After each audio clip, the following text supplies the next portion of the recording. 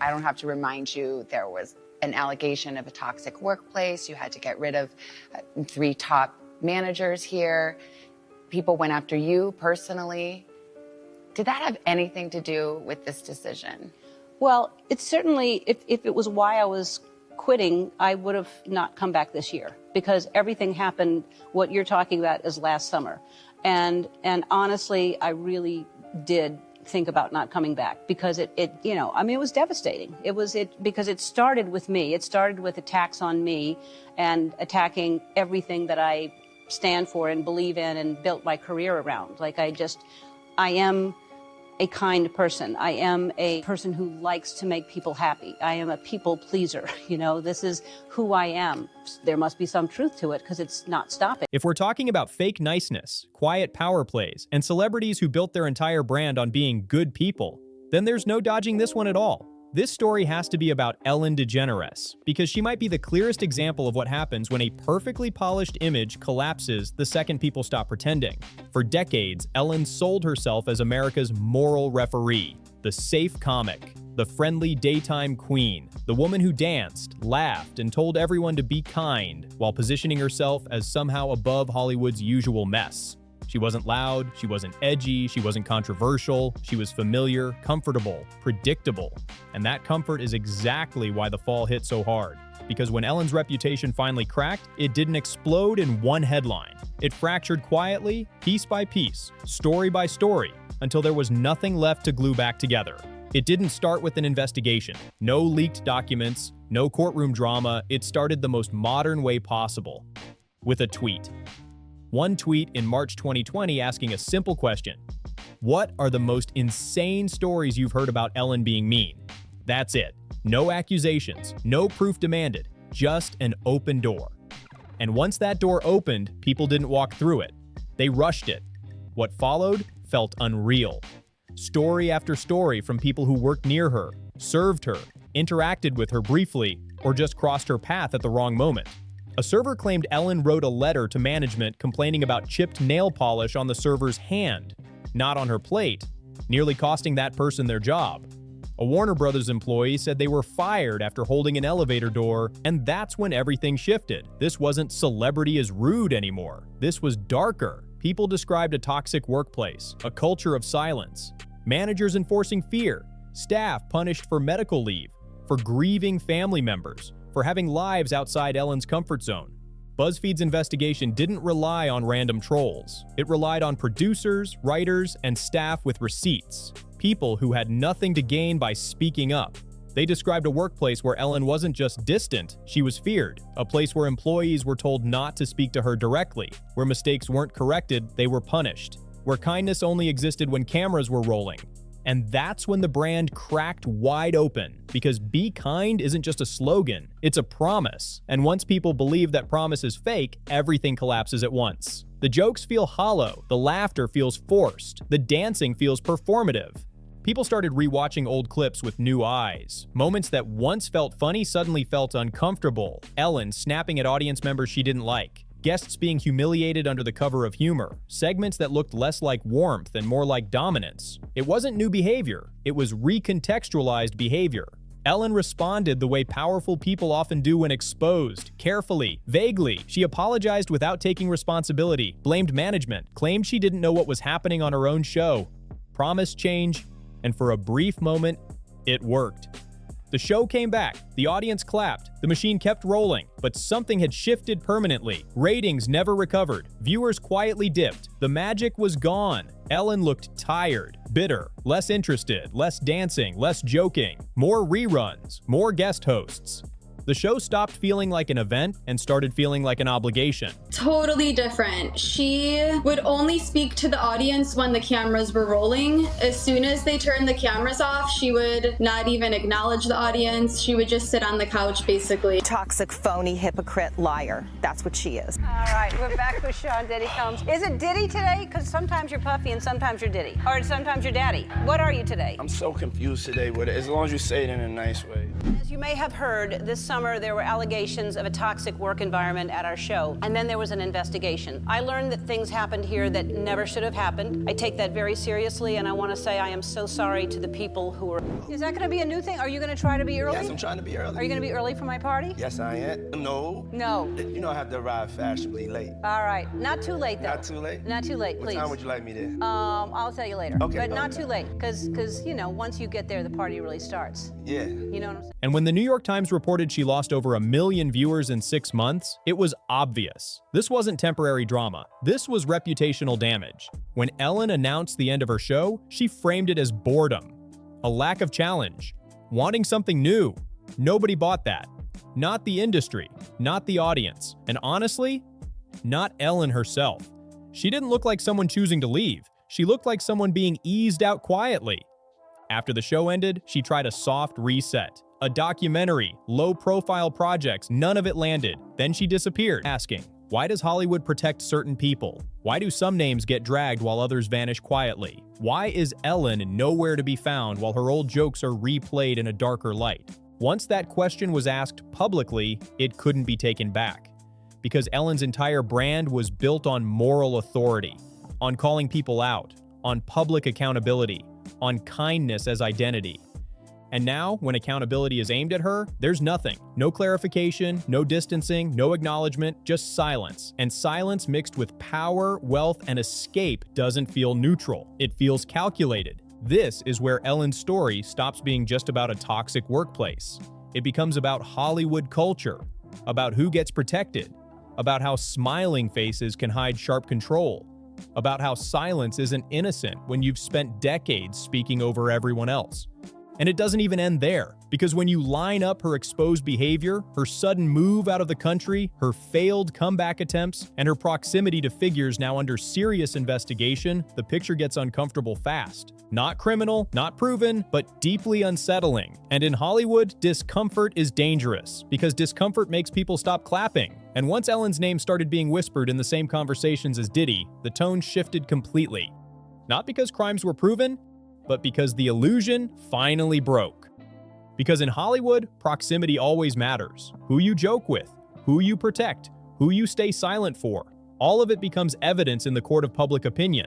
And Ellen DeGeneres' silence wasn't neutral at all. It was loud. When Sean Combs was arrested and charged, the internet did exactly what it always does. It dug old interviews, old clips, old jokes that aged badly, and buried deep in that archive were moments where Ellen wasn't just casually interacting with Diddy. She was openly laughing about his parties, his hotel rooms, his late-night behavior. Back then, it was brushed off as playful celebrity banter, rich people joking about rich people stuff. But now, with allegations of trafficking, coercion, and abuse surrounding his empire, those jokes don't land the same way at all. One clip in particular made people freeze. Diddy jokes that the real parties don't start until after midnight on the top floors of hotels. Is that going to be a new thing? Are you going to try to be early? Yes, I'm trying to be early. Are you going to be early for my party? Yes, I am. No. No. You know I have to arrive fashionably late. All right. Not too late, though. Not too late? Not too late, please. What time would you like me there? I'll tell you later. Okay. But not too late, because, you know, once you get there, the party really starts. Yeah. You know what I'm saying? Ellen laughs and fires back like she already knows. Not shocked, not confused, just familiar. And that familiarity is what made people deeply uncomfortable, because once you understand what those parties are now alleged to have involved, that laugh doesn't feel harmless anymore. It feels eerie. And that's when Joe Rogan said the quiet part out loud. He didn't accuse Ellen of being involved. He didn't claim she knew specific details. What he questioned was the silence. Why are some celebrities rushing to distance themselves, issuing statements, clarifying non-involvement, while Ellen disappears completely? Why does her name suddenly feel off limits? Rogan framed it as Hollywood protecting its favorites, people who are too valuable, too connected, too polished to touch. And that hit because Ellen fits that mold perfectly. She wasn't just a host. She was a gatekeeper, a kingmaker, someone who could boost careers or freeze them with a smile. And when someone with that much influence goes quiet during a scandal this big, people don't assume innocence. They assume strategy. That's what made her move to the UK feel suspicious to so many. Officially, it was about politics, about peace, about stepping away from American chaos. But the timing was brutal. She left right as Diddy's legal situation escalated and celebrity names started circulating online. Fair or not, it looked like an exit, and Hollywood loves clean exits. Ellen's entire post-show life has been about controlled distance. No interviews, no confrontations, no tough questions, just curated posts, countryside vibes, animal photos, soft retirement energy. It's rebranding through absence. But absence doesn't work when the internet refuses to forget. As more Diddy-related information surfaced, people started connecting dots that had always been there but were ignored. Ellen's history of control, her behind-the-scenes cruelty, her ability to command silence without raising her voice. Former staff describing the Ellen stare, where intimidation didn't require words. When those traits get lined up next to allegations surrounding other powerful figures who ruled through fear and loyalty, the comparison gets uncomfortable fast. So sorry that it's come to this. I really don't know what to say other than this has gone on way, way, way, way too long. People have gotten away with murder, and that's what's happening. So we've got to see fairness and we've got to see justice for all, because right now this is not a fair world. Not at all. Not identical, not equal, but close enough to raise questions. That's why rumors spread so quickly. Not because they were proven, but because public trust had already collapsed. Once people believe you're capable of cruelty, they start believing you're capable of worse. And Ellen did nothing to slow that perception. Even her Netflix stand-up special, Ellen DeGeneres, For Your Approval, felt less like reflection and more like damage control. Instead of confronting the issue, she framed herself as canceled over one tweet, one misunderstanding, one moment blown out of proportion. But that's not what happened. Audiences knew it. She didn't directly address the workplace allegations. She didn't apologize to the people who lost jobs, careers, or mental health under her leadership. Instead, she joked about being misunderstood, about being tough, about how people can't handle honesty. For some viewers, that unapologetic tone felt bold. For others, it felt like gaslighting. Self-awareness isn't accountability, and the reviews reflected that split. Half the audience wanted to forgive her. The other half saw the special as a closing argument, not a confession, a defense monologue instead of a reckoning. That's what makes Ellen's situation different from a normal cancellation. She wasn't taken down by one scandal. She was hollowed out by accumulation. Years of behavior catching up, years of silence being reinterpreted as intent. And then the Rogan conversation reopened the wound because he didn't just mention Ellen. He placed her inside a system where powerful people protect each other until they can't, where smiling brands hide ugly truths, where silence is currency. And once that system gets questioned publicly, everyone connected to it feels exposed. Ellen built her empire on moral positioning, on calling out others, on embarrassing guests, on holding the mic. And now that the mic is pointed at her, she refuses to speak. That's why the public isn't letting this go. Even if Ellen never committed a crime, her behavior reflects the same arrogance that allowed worse people to thrive unchecked. The belief that rules don't apply, that kindness can be branded while cruelty is outsourced, that power insulates forever. And history shows it never does. Now we're in the phase where Ellen's legacy isn't hers to control anymore. It's being written by former employees, resurfaced clips, investigative podcasts, and cultural memory. And unlike ratings, you can't spin that away. The scariest part for her isn't legal trouble. It's irrelevance mixed with suspicion. Being remembered not for dancing, not for kindness, but for silence. At this point, silence isn't peaceful anymore. When people are asking real questions, silence starts to feel accusatory. And the most uncomfortable question surrounding Ellen DeGeneres isn't whether she committed crimes or deserves legal consequences. It's something deeper and way more revealing about how power actually works in entertainment. The real question is why she keeps surviving when others don't. Because when you look at the pattern, Ellen didn't get canceled and fade away.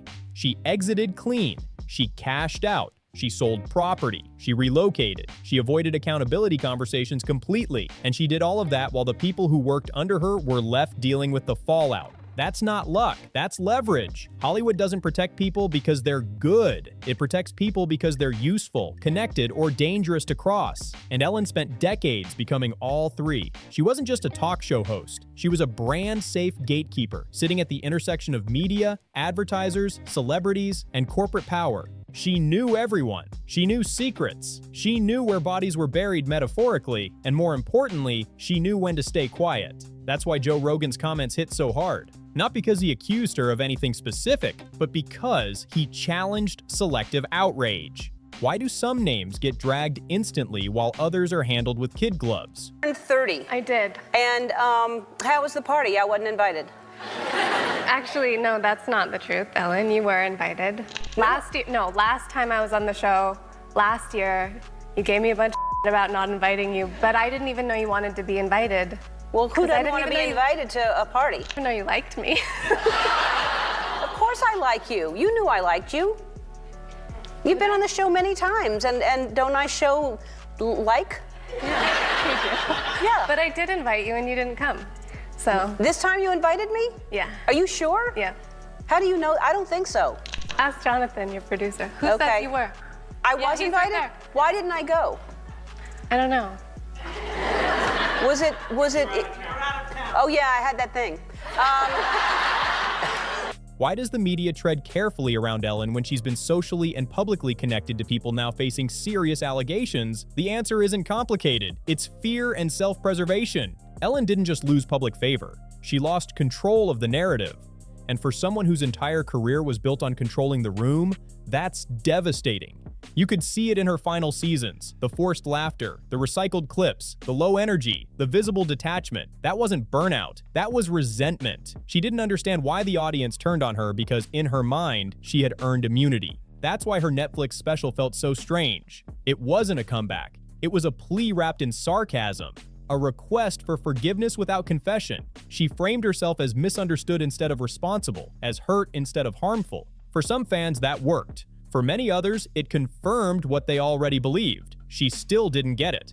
And then there's the Sean Combs connection, which may end up defining how history remembers her, not because she's proven guilty of anything, but because optics matter, silence matters, timing matters. When someone chooses not to speak during a moment when speaking could clarify, reassure, or distance, people assume the worst, especially when that person built an empire on calling out others. Ellen used to corner guests, expose secrets, pressure confessions, laugh while doing it. Now that the spotlight is pointed at her, she wants privacy, and the public doesn't like hypocrisy. What makes this darker is how carefully the industry still moves around her. Mainstream media barely touches the Ellen-Diddy overlap. Major outlets avoid speculation, interviews dodge the topic. It's treated as radioactive. And that only fuels suspicion further, because when stories are false, they get debunked loudly. When stories are dangerous, they get ignored quietly. The internet notices that difference. And unlike traditional media, the internet doesn't need permission to connect dots. It watches behavior. It watches patterns. It watches who speaks and who hides. And Ellen hiding doesn't read as peace. It reads as calculation.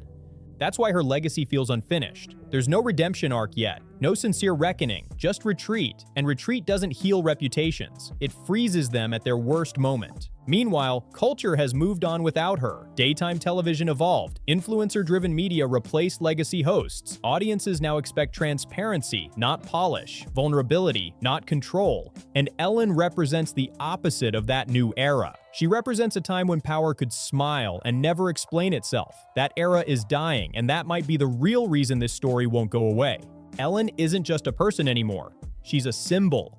A symbol of a system where kindness is marketed, cruelty is hidden, and consequences are optional if you're high enough on the ladder. So whether or not her name ever appears in court documents, whether or not she ever addresses the Diddy situation directly, her reputation has already shifted permanently. She's no longer remembered as the be kind icon. She's remembered as the exception, the one who slipped through, the one who smiled while others paid the price. And that's not a legacy you fix with stand-up specials or Instagram posts. That's the kind of legacy that lingers. So what do you think? Is Ellen just another case of bad timing and internet pile-ons? Or does her silence say more than any statement ever could? Do you think Hollywood is still protecting her? Or is this just the calm before another storm? Drop your thoughts in the comments below. I actually read them all. If you enjoyed this breakdown, make sure to like, share, and subscribe, and I'll see you on the next one.